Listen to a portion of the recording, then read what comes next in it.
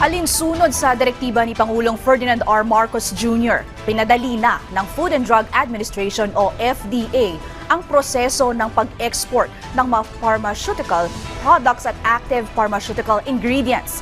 Ito ay sa pamamagitan ng bagong Administrative Order Number 2024-0012. Layo ng ahensya na tiyakin ang kaligtasan, bisa at kalidad ng mga health products.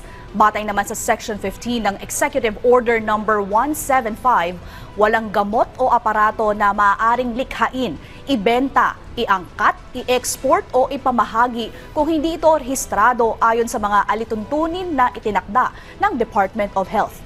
Tinitiyak din ng bagong mga patakaran na hindi maituturing na adulterated o misbranded ang isang produkto kung ito ay sumusunod sa mga pamantayan ng foreign purchaser at naaayon sa batas ng bansang tatanggap at may tamang label na intended for export.